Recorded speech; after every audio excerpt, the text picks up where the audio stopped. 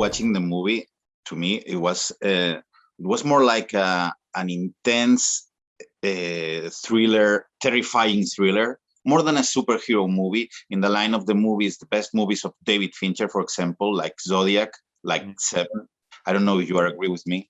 I totally agree. I think reading the script and then also seeing the way that, Greg Fraser was shooting things, it was so dark and so cinematic, and, the grounded version of following this kind of serial killer and, really asking the audience to participate in putting together the puzzle pieces. And, I think, and still having all that action too that we love, it's a very hard combination to find. It's funny because those kind of movies you don't really see them in the cinema anymore, and so it's like, oh, cool, maybe you just make them put a superhero movie. Yeah, no, but seriously, like, why do we have to choose? Like, to be able to combine real drama and real like horror films with, chase sequences and all of that. It's all my favorite things in one film.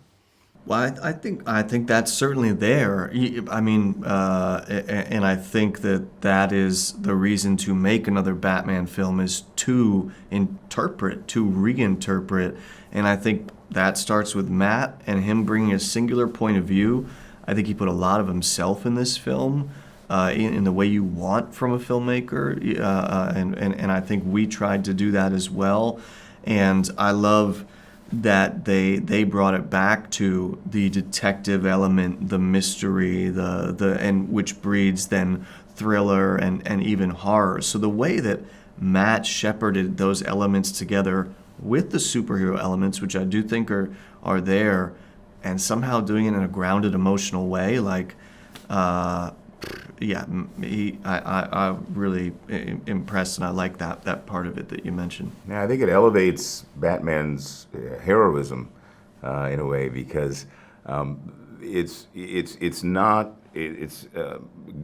Gotham, the city of Gotham, becomes a character, and his heroic journey is not just against one individual, but that one individual seems to represent a larger, more thrilling entity which exists within the city, and it's really wonderful. And I think because Matt has included these elements that perhaps we haven't explored so deeply in previous versions of the film, that Batman is all the more, his journey is all the more difficult, and his victories, I think, are all the more satisfying.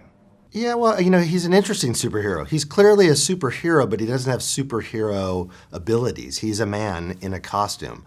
So we call him a superhero, but I think one of the things the audience really likes about this superhero is he doesn't fly, and he doesn't have webs, and he has to put together his arsenal the way any person would do. His great superpower, of course, is he can endure pain, to a level that most people can't. So, it was in that sort of depiction to put him inside an investigation against somebody that was his antagonist, and there because he sees him out in the world, that feels very grounded and scary. That investigation, Matt just thought the Riddler would be just a great, villain to go up against for a new Batman. David Fincher is he's an amazing filmmaker, and obviously we're fans of his. Seven is an incredible movie. It's hard to answer. I think Matt is his own filmmaker, and I think he comes up with a story, and it's always about something internal for the character to have to go on, and then a plot will develop outside of that.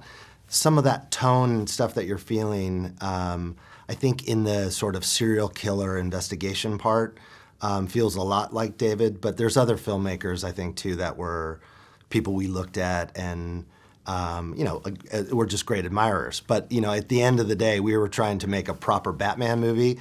So, through this kind of moody, scary investigation, the backdrop becomes big, Batmobile chases and wingsuit flights and, saving the day at the end of the day, Batman becoming a hero.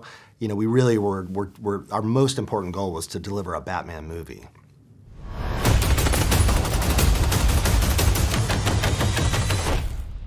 I'm vengeance.